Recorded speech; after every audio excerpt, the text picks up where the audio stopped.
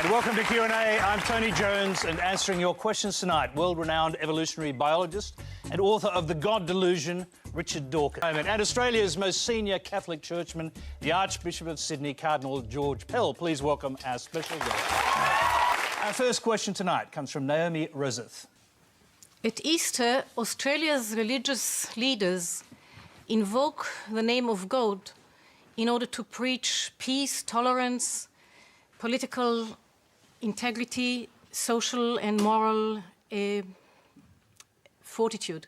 My question is it possible for an atheist to be a peace-loving, socially responsible person? In other words, are you a socially responsible person, Richard? Huh? Well, obviously the answer to that question is yes. I mean, that could hardly be otherwise. It is true that Christianity has adopted many of the best values of humanity, but they don't belong to Christianity or indeed to any other religion. Now, as for getting your morals from the Bible, I very sincerely hope nobody does get their morals from the Bible. My guy actually woke up and chose violence, like zero actual fucks given. It's true that you can find the occasional good verse. Now this is where atheists lose me. The Bible is like 2,000 years old. The Sermon on the Mount would be one example, but it's lost amid the awful things that are dotted throughout the Old Testament and actually throughout the New Testament as well, because the fundamental idea of New Testament Christianity, which is that Jesus is the Son of God who is redeeming humanity from original sin, the idea that we are born in sin, and the only way we can be redeemed from sin is through the death of Jesus. I mean, that's a horrible idea. It's a horrible idea that God, this paragon of wisdom and knowledge, power, couldn't think of a better way to forgive us our sins than to come down to earth in his alter ego as his son and have himself hideously tortured and executed so that he could forgive himself. OK. But let's hear the Cardinal's response. Let's go to George Pell on that. Well, there's quite a few things that might be said. First of all, our tradition goes back about 4,000 years. So whatever these values are that we've taken over, we've got to go back a little bit of a distance. And it's interesting to look at pagan Rome before there was Christian influence.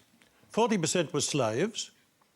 Men and women fought one another to the death in the Circus Maximus or the Colosseum. Women had no rights whatsoever. Infanticide was practiced regularly. The noble families didn't want baby girls. Christianity changed that, not perhaps by itself, but largely. Now, this is the problem with what Richard did, because he attacked the value of the faith. Our good old Cardinal totally forgot about the question. And now he's just in defend Christianity mode. Ah, poor Cardinal. Can I just interrupt you just to bring you to the point of the question, which was really about whether atheists can lead a good life and be good people and socially responsible and so on. Yeah, absolutely. You accept that? Yeah, absolutely. I think it helps to believe in God because there's the Polish poet Milosz who says that the opium of the people today is the belief that they won't be judged by God when they die, that those who've committed great crimes, done awful things, are going to get away with it, and that the people who've suffered unjustly, had terrible lives, that's it. OK.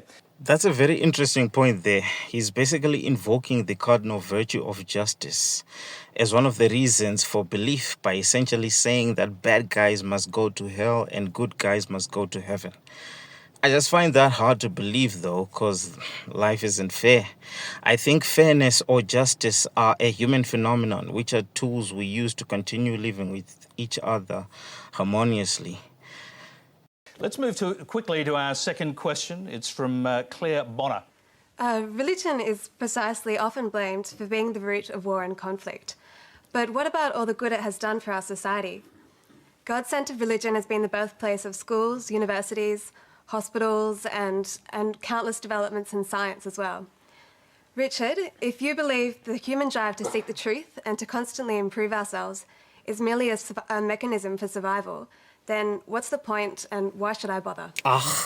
Yet another odd question. You've already answered the question, my lady. Surviving and continuing the human experience is at the root of everything that we do. She's taking it too lightly and it's pissing me off. It's an astonishing idea to say, why should you bother just because we have a scientific understanding of why we're here. We do have a scientific understanding of why we're here, and we therefore have to make up our own meaning to life. We have to find our own purposes in life, which are not derived directly from our scientific history.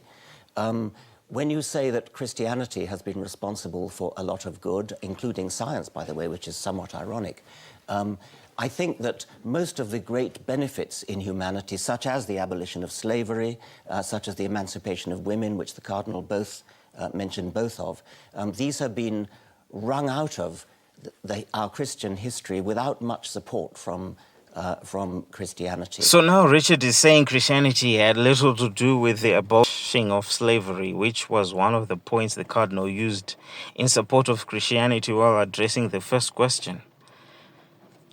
In my opinion, there's just bad people, regardless of religion. I, as an atheist, my friends as atheists, lead thoroughly worthwhile lives, in our opinion, because we stand up, look the world in the face up to the fact that we are not going to last forever. We have to make the most of the short time that we have on this planet. We have to make this planet as good as we possibly can and try to leave it a better place than we found it. Now, to some degree, you've already answered this, but there is a follow-up question. I'm going to go to that now. It's from Rebecca Ray.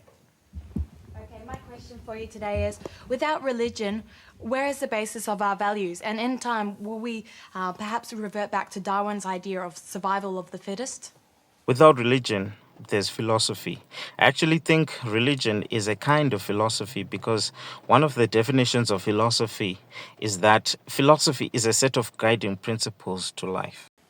Richard Dawkins, you can answer that and I'll bring in Cardinal Pell. I very much hope that we don't revert to the idea of survival of the fittest in planning our politics and our values and our way of life. I've often said that I'm a passionate Darwinian when it comes to explaining why we exist. It's undoubtedly the reason why we're here and why all living things are here.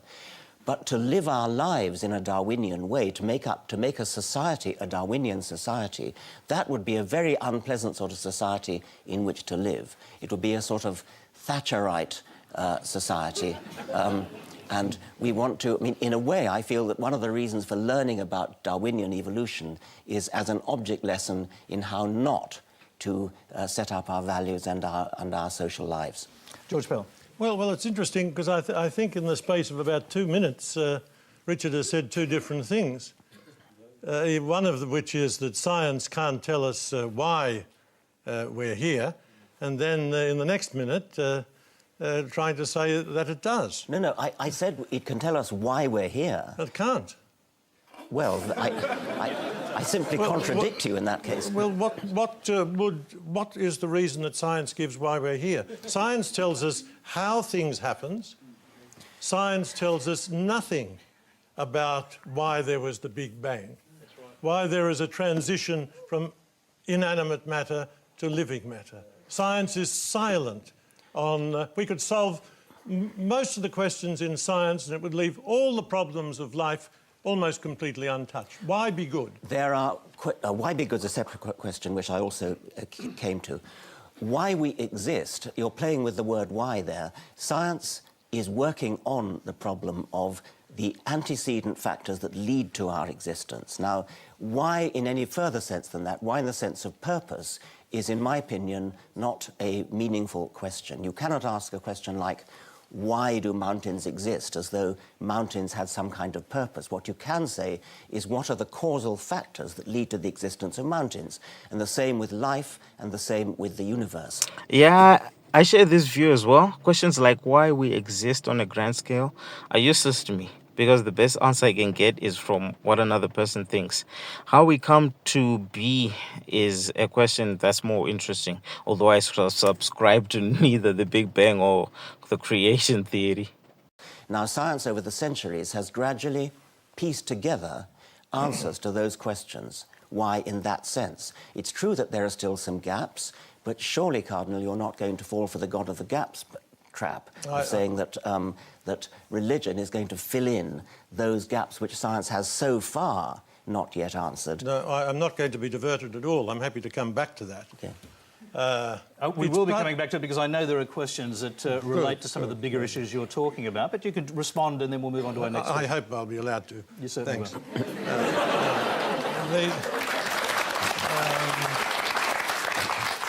It's part of being human to ask why we exist. Questioning distinguishes us from the animals. It's to ask why we're here. So, I repeat, and this is a commonplace in science, science has nothing to say about that. As whatever it might say about mountains, it can't say what is the purpose of human life. We create our own purpose, otherwise we end up just following other people's purposes. And it's not Maggie Thatcher who was in the epitome or the personification of social Darwinism. It's Hitler and Stalin. Because it's the struggle of for survival. The strong take what they can and the weak give what they must, and there's nothing to restrain them. And we've seen that in the two great atheist movements of the last century. No, that's ridiculous. That is ridiculous. Let's clearly distinguish two things here. First, atheism had nothing to do with Hitler or Stalin. Stalin was an atheist, Hitler was not. It doesn't matter what they were with respect to atheism. They did their horrible things for entirely different reasons. Now, you are right when you say that aspects of what Hitler tried to do could be regarded as arising out of Darwinian natural selection. That's exactly why I said that I despise Darwinian natural selection as a motto for how we should live. I tried to say we should not live by Darwinian principles, but... Classic question right there on the screen. I remember watching a video of Ricky Gervais. The idea was that if you say that God created the universe for it to exist, then what or who created God? You know, if the answer is that God has always existed, then why can't we say the same about the universe? Darwinian principles explain how we got here and why we exist in the scientific sense. Now, Cardinal, you said it's part of human nature to want to ask the question why, in the sense of purpose. It may very well be part of human nature, but that doesn't make it a valid question. There are all sorts of questions which you can ask. What's funny about that? What is funny about that? OK, we'd like the audience not to yell out. If we can do that, that'd be great. We're going to move on. I didn't finish, I'm sorry. OK, we'll finish your point. OK. Because there are lots of questions pertaining to this. We will The question why is not necessarily a question that deserves to be answered. There are all sorts of questions that people can ask, like, what is the colour of jealousy? That's a silly question. Exactly. Why is a silly question. You can ask, what are the factors that led to something coming into existence? That's a sensible question. But what is the purpose of the universe is a silly question. It has no meaning. Could I just interpose very briefly? Very briefly. I think it's a very poignant and real question to ask, why is there suffering? Yeah, life isn't fair and it is what it is. We will be asking that question, believe it or not. Well, that was part 1 of George Pell versus Richard Dawkins. Feel free to add any comments that you like about the video. Any criticisms, additions, subtractions, etc. Everything is welcome. This is a platform for free discussions. If you like what you saw, please hit the subscribe button. If you also want to help an N-word out, yes, I actually mean that, an N-word, because I'm actually an N-word. If you want to help an N-word out, just send through a donation to any of the crypto links down in the description below. With all that, have a good day, folks. Enjoy.